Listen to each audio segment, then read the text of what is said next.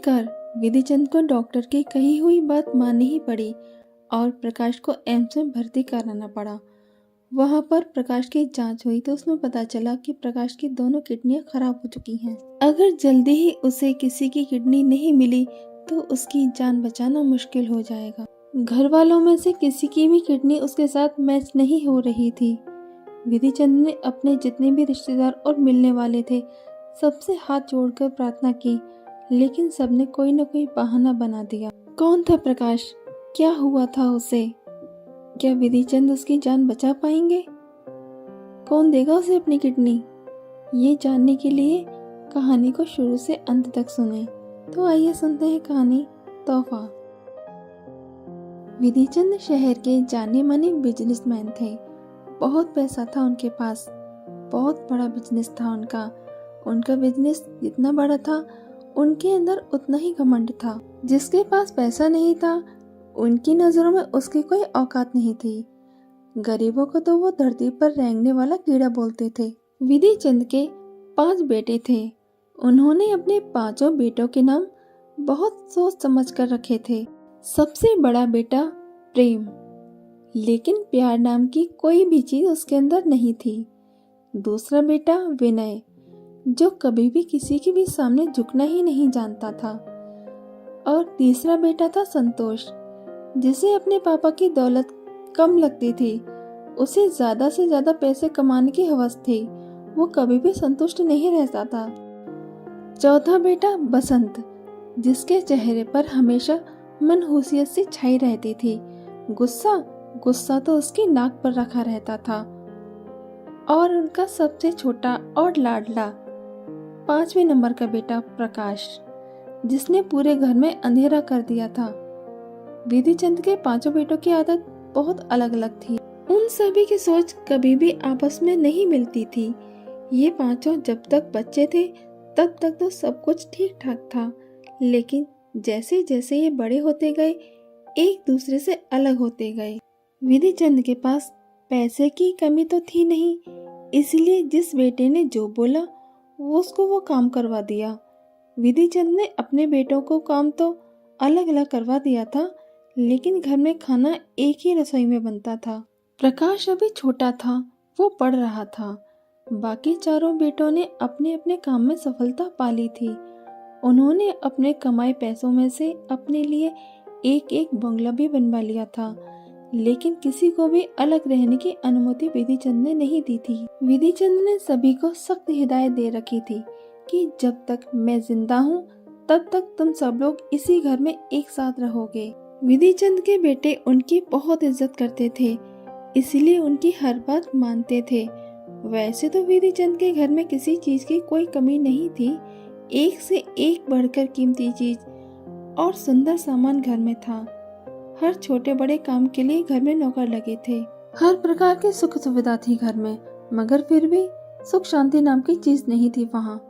कारण था घर के सभी लोगों की अलग अलग सोच और अपनी अपनी सोच को एक दूसरे पर थोपना। और एक दिन सबसे बड़ा धमाका तो घर में तब हुआ जब ये पता चला प्रकाश नशे का आदी हो चुका है।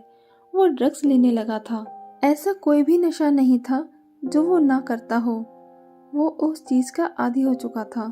शुरू में तो घर वालों से छुपा कर लेता था वो ड्रग्स, लेकिन कब तक छुपाता? एक न एक दिन तो पता चलना ही था। शायद अभी भी पता नहीं चलता। अगर उसने पैसे संतोष से ना मांगे होते तो अभी तक तो अपनी पॉकेट मनी से काम चला रहा था। ड्रग्स के लिए पैसे उसे ज्यादा चाहिए थे और उसकी पॉकेट मनी इतनी थी नहीं।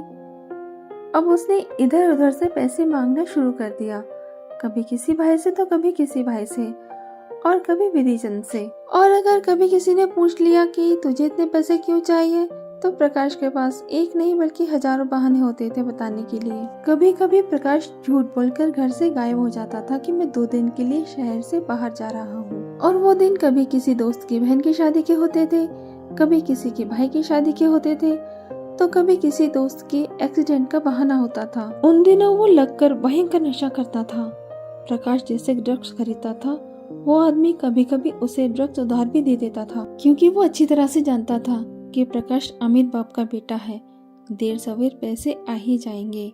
वो आदमी प्रकाश को ड्रग्स उधार सिर्फ 2 दिन के लिए ही देता था। वो उसे बोल देता था कि 2 दिन के बाद तीसरे दिन पैसे आ जाने चाहिए, वरना चौथे दिन मैं तुम्हारे घर पर पहुंच जाऊंगा।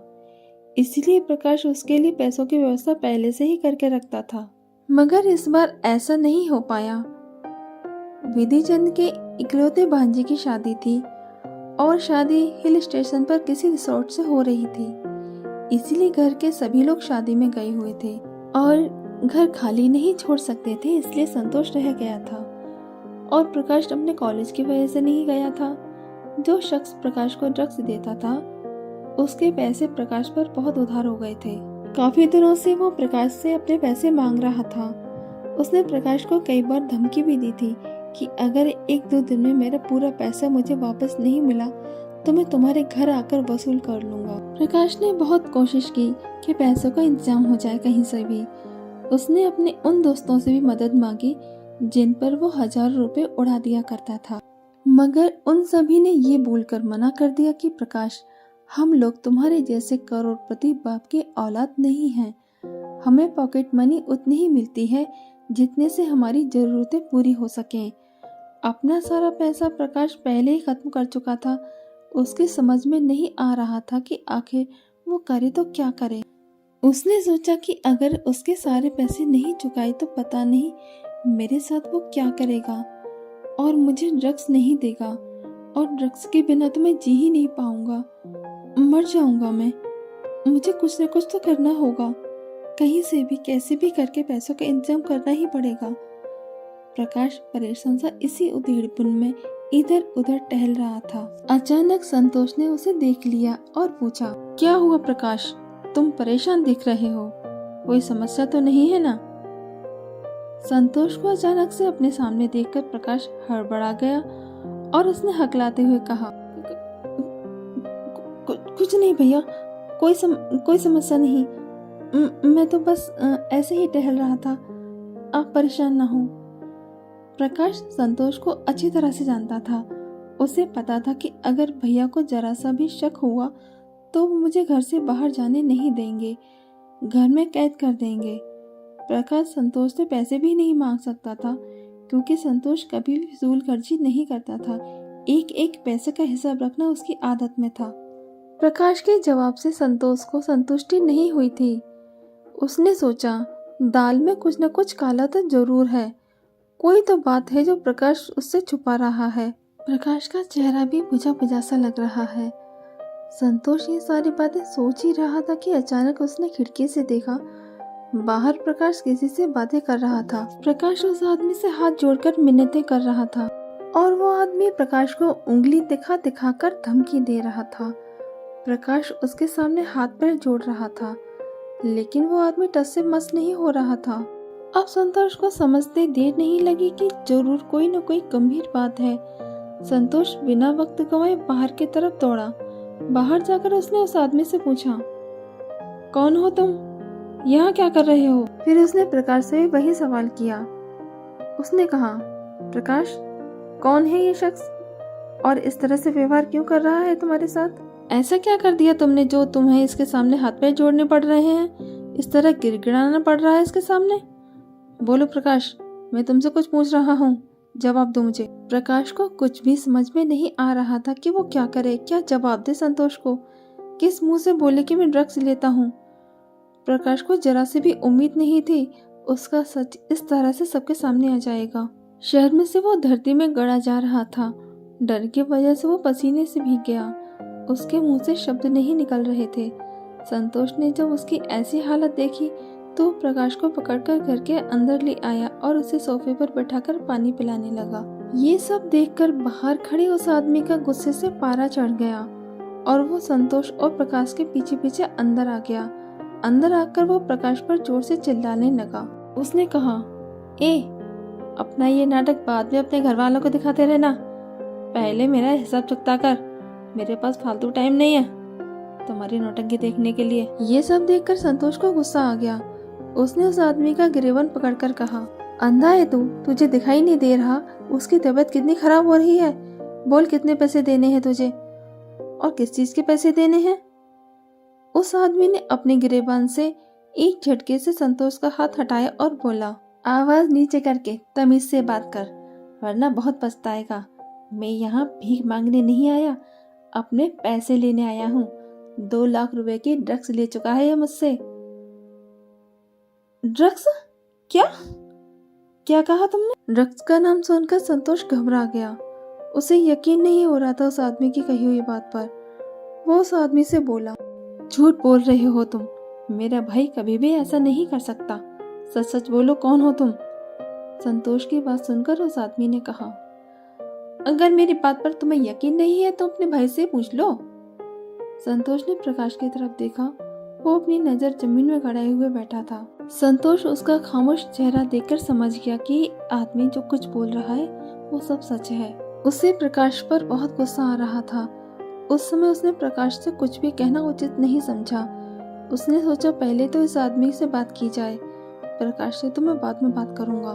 संतोष ने उस आदमी से पूछा, तुमने ये जहर मेरे भाई को क्यों दिया? तुम इस जहर को पिलाकर क्यों लोगों की जिंदगी से खेलते हो? तुम्हें जरा सी भी शर्म नहीं आती ये गैरकानूनी काम करते हुए? क्या मिल जाता है तुम्हें ये सब करके? पैसे कमाने के और भी बहुत से तरीके हैं, क्यों तुम लोगों के घरों को बर्बाद कर रहे हो? संतोष की बात सुनकर वो आदमी गुस्से से बोला, ओह, मुझे जरूरत नहीं है नसीहत देने की, अपने काम से काम रख। और रही बात देने की, तुम में किसी के पास नहीं जाता, लोग खुद आते हैं मेरे पास मुझसे ही मांगने। पूछ अपने भाई से, मैं आता था इसके पास, ये मेरे पास आता था। मैं कभी किसी को उधार नहीं देता, पर इसे दे देता था। मेरे सामने ये हाथ पैर जोड़ता था तो मुझे इस पर रहम आ जाता था। मैं सोचता था चलो कोई बात नहीं, बच्चा है, देर सवर पैसे दे ही देगा। उस आदमी की पूरी बात सुने बिना ही संतोष ने एक जोरदार तमाचा उसके गाल पर मारा। तुझे पैसे चाहिए? अभी देता हूँ पैसे, पुलिस बुलाकर तेरा सारा हिसाब चुकता करता हूँ। संतोष की बातें सुनकर वो हंसने लगा। पुलिस को बुलाएगा? बुला पुलिस को। तुझे क्या लगता है मैं इतना बड़ा काम ऐसे ही लापरवाही से करता हूँ? जा बुला ले जा। ऐसे पुलिस वाले तो मेरी जेब में रहते हैं। तू चाहे तो तेरी बात कराऊं? बोल। वो आदमी बेशर्मी से हंसते हुए बोल रहा था और दूसरी तरफ उसने अपना फोन संतोष की आंखों के सामने कर दिया। फोन में प्रकाश के कुछ फोटो और वीडियोस थे जो बहुत ही गंदे थे। संतोष ने देखा तो उसकी आंखें फटी रह गईं। ये सब देखकर उसे चक्कर आने लगा। उसने अपना सिर पकड़ लिया।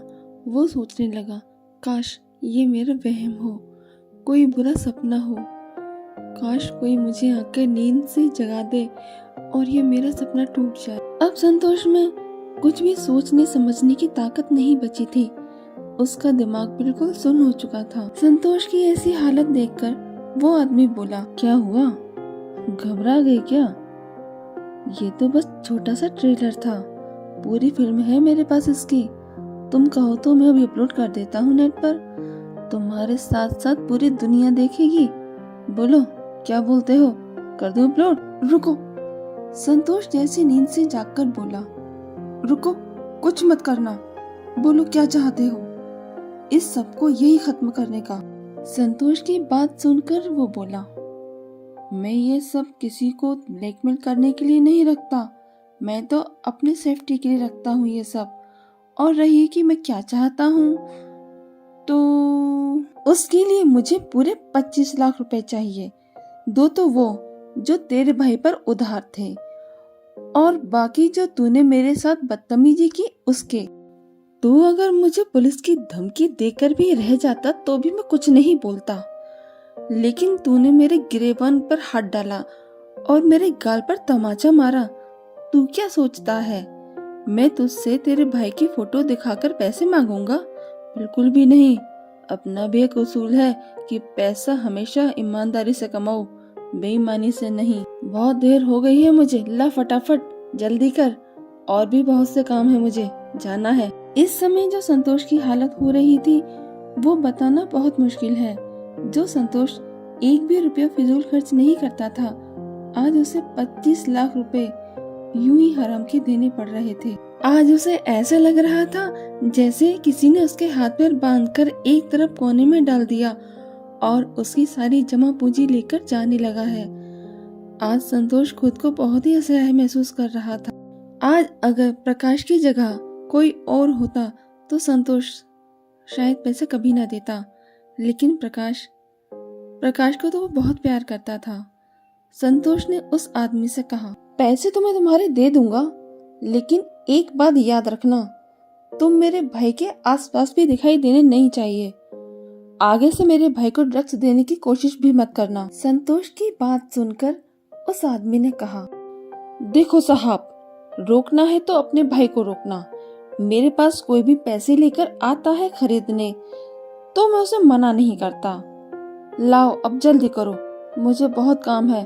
तुम्हारी तरह मैं इतने पैसे वाला नहीं हूँ जो आराम से बैठकर खाऊं। संतोष ने पैसे लाकर उस आदमी के हाथ पर रख दिए। पैसे देते समय संतोष के हाथ बहुत बुरी तरह कांप रहे थे। पैसे लेकर वो आदमी चला गया। अब संतोष का दिल कर रहा था कि अपनी कमर से बेल्ट निकालकर प्रकाश को इतना मारूं कि मार मार कर लहूलुहान कर दूं, मगर उसका चेहरा देखकर उसे उस पर दया आ गई। आज संतोष बहुत ही बेबस था। उसने फैसला कर लिया कि आज से प्रकाश का घर से बाहर निकलना बिल्कुल बंद, और किसी भी बाहर वाले से मिलना जुलना भी इसका बंद कराना पड़ेगा। अभी संतोष ने ये बात किसी को नहीं बताई। उसने सोचा कि अगर मैंने अभी घर वालों को फोन करके ये सब बताया तो सही नहीं रहेगा। 2 दिन बाद जब सब लोग घर आ जाएंगे तब बात करूंगा। संतोष ने प्रकाश से उस समय कोई भी बात नहीं की। संतोष ने नौकर को बुलाकर नौकर के साथ प्रकाश को उसके कमरे में भेज दिया और घर में सभी नौकरों से कह दिया कि अगर प्रकाश घर से बाहर जाए तो उसे जाने मत देना, और अगर कोई भी बाहर से प्रकाश से मिलने आता है तो उसे मिलने मत देना, तुम मुझे बताना आकर। और हाँ, बाहर से कोई भी चीज लाकर प्रकाश को मत देना। कोई भी चीज लाओ तो मुझे दिखा लेना पहले। आज संतोष को 2 दिन 2 साल के समान लग रहे थे। उसे लग रहा था कि जल्दी से सब आ जाएं और मैं सबसे बात करके अपने अंदर का तूफान कुछ कम करूं। एक दिन तो जैसे तैसे निकल गया, लेकिन दूसरे दिन प्रकाश की हालत बिगड़ गई। वो दर्द से बुरी तरह से छटपटा रहा था। संतोष ने फोन करके डॉक्टर को घर पर बुला लिया। डॉक्टर ने प्रकाश को नींद का इंजेक्शन दे दिया। फिर डॉक्टर ने संतोष से कहा, प्रकाश का शरीर ड्रग्स का आदी हो चुका है।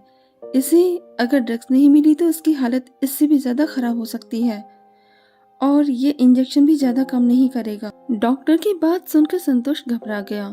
वो फुट फुट कर रोने लगा और डॉक्टर से हाथ जोड़कर विनती करने लगा, डॉक्टर साहब, मेरे भाई को बचा लो। आप कुछ भी करके उसे बचा लो। जितना चाहे उतना पैसा मैं खर्च कर दूंगा। मैं अपने भाई को खोना नहीं चाहता। डॉक्टर साहब, कुछ भी करके उसे बचा लीजिए। डॉक्टर ने उसे उठाया और अपने पास बैठाकर समझाया, देखो संतोष, इस तरह परेशान होने से काम नहीं चलेगा। तुम समझदार हो, थोड़ा सा विवेक से काम लो। अगर तुम ही ऐसे विचलित होगे तो प्रकाश को कैसे संभालोगे? जानते हो संतोष, आज जो उसकी हालत है, ऐसी ही हालत और न जाने कितने बच्चों की होगी। और इस सब के लिए कहीं न कहीं हम सब स्वयं ही जिम्मेदार हैं। आजकल हम सब अपने अपने काम में इतने व्यस्त हो जाते हैं कि घर में एक दूसरे के लिए जरा भी टाइम नहीं निकाल पाते। और आजकल के बच्चे, वो तो बचपन से ही फोन के इतने आदी हो चुके होते हैं कि वो उसके बिना खाना तक नहीं खाते। इस सब का जिम्मेदार कौन? हम लोग ही तो है ना। अपना समय बचाने के लिए हमने बच्चों को फोन के हवाले कर दिया। बचपन से लेकर जवानी तक एक फोन ही तो है जो उनका अपना होता है, जिससे वो सारे सवाल जवाब कर सकते हैं। अपने दिल की बात तक वो फोन से कर लेते हैं। बच्चे घर से एकदम कट कर रह जाते हैं और इस सब के लिए उन बच्चों को दोष देना हमारी सबसे बड़ी गलती होगी। बच्चे तो मासूम होते हैं, हम उन्हें जो शिक्षा देंगे वो तो वही सीखेंगे। और हमारे लिए बच्चों से ज्यादा कीमत समय की रह गई है। अपना समय बचाने के लिए हम बचपन से ही उनके हाथ में फोन पकड़ा देते हैं। बच्चे ने अगर जिज्ञासावश हमसे कोई सवाल कर लिया तो हम उसे अपने पास बैठाकर समझाने के बजाय बाद में आना, अभी मुझे काम करने दो बोलकर भगा देते हैं। सोचो तो वो बेचारा बच्चा कहाँ जाएगा अपने सवालों के जवाब के लिए। पहले जॉइंट फैमिली रहती थी। बच्चा परिवार के बीच सबका स्नेह पाता था, लेकिन आजकल कोई किसी के साथ रहना पसंद ही नहीं करता। जब बच्चे को घर में प्यार और सम्मान नहीं मिलता तो वो उसे घर से बाहर की दुनिया में तलाशता है, और यही वजह है कि प्रकाश जैसे बच्चे भटक जाते हैं। टेंशन मत लो, प्रकाश ठीक हो जाएगा, बस थोड़ा टाइम लगेगा इसे ठीक होने में। संतोष, मैं तो तुमसे यही कहूँगा कि सबसे पहले तुम्हें अपने घर का माहौल ठीक करना है। घर में सबको मिलकर रहना है। घर का माहौल हर समय खुशनुमा रखना, जिससे प्रकाश खुश रह सके। घर में सभी लोग साथ बैठकर समय व्यतीत करना। प्रकाश की सेहत पर दवाइयाँ तो अपना काम करेंगी ही, लेकिन तुम सबका साथ उसके लिए बहुत ज़रूरी है। इसे एक पल के लिए भी अकेला मत छोड़ना। हाँ, एक बात और, तुम्हें कुछ दिन के लिए प्रकाश को हॉस्पिटल में एडमिट कराना पड़ेगा, क्योंकि इसकी हालत बहुत ज़्यादा खराब हो चुकी है। इसे वहाँ डॉक्टर की निगरानी में रखा जाएगा 24 घंटे के लिए, जो घर में संभव नहीं है। मेरी सलाह है कि तुम प्रकाश को एम्स के नशा मुक्ति विभाग में भेज दो, इसके लिए वही ठीक रहेगा। संतोष ने कहा, ठीक है, मैं घर में बात करूंगा इस बारे में, लेकिन उसमें तो समय लग जाएगा, और अभी घर में भी कोई नहीं है। शायद कल या परसों में सभी लोग आ जाएंगे। मगर तब तक के लिए मुझे क्या करना पड़ेगा? डॉक्टर ने कहा कि तुम्हें बस इस पर नजर रखनी है और बहुत प्यार से इसकी देखभाल करनी है, और तुम्हें अपने पिताजी को भी कन्विंस करना पड़ेगा, क्योंकि जहाँ तक मैं उन्हें जानता हूँ वो प्रकाश को एम्स भेजने के लिए कभी भी राजी नहीं होंगे। संतोष ने हमें अपना सिर हिलाया। संतोष को सारी बातें समझाकर डॉक्टर चले गए। संतोष सारी रात प्रकाश के पास ही बैठा रहा। प्रकाश नींद में भी करा रहा था, क्योंकि इंजेक्शन का असर खत्म हो रहा था। दूसरे ही दिन सब लोग घर वापस आ गए। प्रकाश की हालत बिगड़ रही थी। डॉक्टर की दी हुई दवा भी अब बेअसर हो रही थी। विधि चंद ने जब प्रकाश को इतनी बुरी हालत में देखा तो उन्होंने संतोष से उसके बारे में पूछा। संतोष ने सारी बात उन्हें बता दी। सारी बात सुनते ही विधि चंद बेहोश होते होते बचे। घर में सभी लोग टेंशन में आ गए थे। जब संतोष ने उन्हें हॉस्पिटल वाली बात बताई तो उन्होंने कहा, मैं अपने बेटे के लिए सारा हॉस्पिटल घर पर लाकर रख दूंगा, लेकिन उसे घर से बाहर किसी भी हॉस्पिटल में जाने नहीं दूंगा। संतोष ने उन्हें समझाने की बहुत कोशिश की, मगर कोई फायदा नहीं हुआ। विधि चंद ने बहुत पैसा खर्च किया प्रकाश पर, मगर उसकी हालत दिन ब दिन बिगड़ती ही जा रही थी। उसका दर्द पल पल उसकी जान ले रहा था। आखिरकार विधि चंद को डॉक्टर की कही हुई बात माननी ही पड़ी। प्रकाश को एम्स में एडमिट कराना ही पड़ा। वहाँ पर प्रकाश के कुछ टेस्ट हुए। टेस्टों में पता चला कि प्रकाश की दोनों किडनियां खराब हो चुकी हैं, और अगर जल्दी ही उसे किडनी नहीं मिली तो उसकी जान बचाना मुश्किल हो जाएगा। घर में किसी की भी किडनी उसे मैच नहीं हो रही थी। विधि चंद ने अपने जितने भी रिश्तेदार और मिलने वाले थे सबसे हाथ जोड़कर प्रार्थना की, लेकिन सबने कोई न कोई बहाना बना दिया। उन्होंने इसके लिए न्यूज़पेपर में भी निकलवा दिया था कि किडनी देने वाले को वो मुंह मांगी रकम देने के लिए तैयार हैं, मगर कोई भी आगे नहीं आया, और एक दो लोग जो आए भी तो उनकी किडनी मैच नहीं हुई। वो अपने बेटे को अपनी आंखों के सामने तिल तिल मरता हुआ देखकर बहुत परेशान थे। आज वो खुद को बहुत ही असहाय महसूस कर रहे थे। आज उनका पैसा, उनका रुतबा किसी भी काम का न था। इतना पैसा होते हुए भी वो अपने बेटे की जिंदगी को खरीद नहीं पा रहे थे। एक दिन सुबह सुबह अपना सिर दोनों हाथों से पकड़कर गर्दन झुकाकर बैठे बैठे कुछ सोच रहे थे। अचानक घर के सारे नौकर एक साथ इकट्ठे होकर विधि चंद के पास आ गए। अचानक सारे नौकरों को एक साथ अपने सामने देखकर विधि चंद चौंक गए। उन्होंने उन लोगों से एक साथ आने का कारण पूछा। वो सभी लोग विधि चंद से बहुत डरते थे, क्योंकि विधि चंद किसी भी नौकर से कभी भी सीधे मुंह बात नहीं करते थे। मगर वो लोग प्रकाश से बहुत प्यार करते थे, क्योंकि प्रकाश उन सबसे अच्छी तरह से बात करता था। उन सब नौकरों में एक बहुत पुराना नौकर था। उस नौकर ने प्रकाश को बहुत छोटा सा देखा था। उसने उसे गोद में खिलाया था।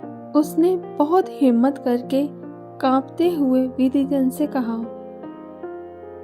साहब, माफ़ कर देना, अगर हमसे कोई गलती हो जाए तो गुस्सा मत करना, मगर हम सब आपसे कुछ कहना चाहते हैं।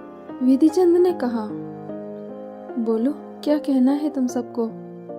उसने कहा, साहब, आप बुरा ना माने तो एक बार हम लोगों की किडनी भी डॉक्टर साहब को दिखा लेते, शायद प्रकाश बाबा से मैच हो जाए।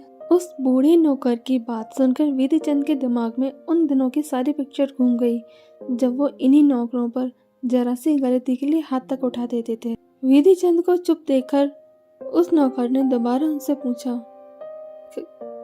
क्या हुआ साहब, हमने कुछ गलत बोल दिया क्या? विधिचंद की आंखों में आंसू थे। आज वो खुद की ही नजरों में गिर गए थे। उन्होंने कहा, तुम सब अभी मेरे साथ हॉस्पिटल चलो। वो सभी नौकरों को लेकर हॉस्पिटल पहुंच गए। वहां पर बारी बारी से सभी का टेस्ट हुआ। ईश्वर की कृपा से एक नौकर की किडनी प्रकाश से मैच हो गई। ये नौकर विधिचंद के घर में सबके कपड़े धोने और उन्हें सुखाकर प्रेस करके सबके कमरों में पहुंचाने का काम करता था। प्रकाश को किडनी मिल गई। विधिचंद ने उस नौकर को पैसे देने चाहे तो उसने ये कहकर मना कर दिया, साहब, हम प्रकाश बाबा को अपने बेटे की तरह मानते हैं और उनके हर जन्मदिन पर उन्हें कोई न कोई तोहफा देने की सोचते थे, क्योंकि कई बार प्रकाश बाबा हमसे अपने जन्मदिन पर बोलते थे कि काका, आज मेरा जन्मदिन है तो आप मुझे क्या दोगे?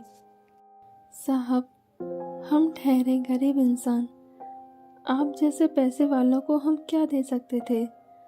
साहब, मेरी वर्षों की तमन्ना आज पूरी हो गई। आज मैंने प्रकाश बाबा को उनके आने वाले जन्मदिन का तोहफा दे दिया। उस नौकर की बात सुनकर विधिचंद खुद को बहुत गरीब समझने लगे। आज विधिचंद को समझ आ गया कि पैसा ही सब कुछ नहीं होता। वो उस नौकर के सामने खुद को बहुत ही छोटा महसूस कर रहे थे। विधिचंद ने अपनी जिंदगी में बहुत से लोगों को एक से एक महंगा तोहफा दिया था और लोगों ने भी उन्हें बहुत महंगे महंगे तोहफे दिए थे, मगर आज एक गरीब नौकर ने जो उन्हें तोहफा दिया था उसका तो कोई मोल ही ना था। तो दोस्तों, कैसी लगी आपको यह कहानी? कमेंट करके ज़रूर बताएं और मेरे चैनल स्टोरी टेलिंग को सब्सक्राइब करना ना भूलें।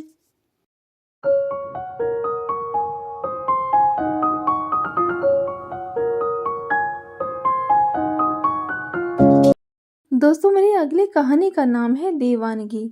ये कहानी एक ऐसे लड़के की है जो किसी राजकुमार से कम नहीं था, मगर एक लड़की के दिए धोखे ने उसे पागल कर दिया। तो दोस्तों, मिलती हूँ आपसे अपनी अगली कहानी दीवानगी में।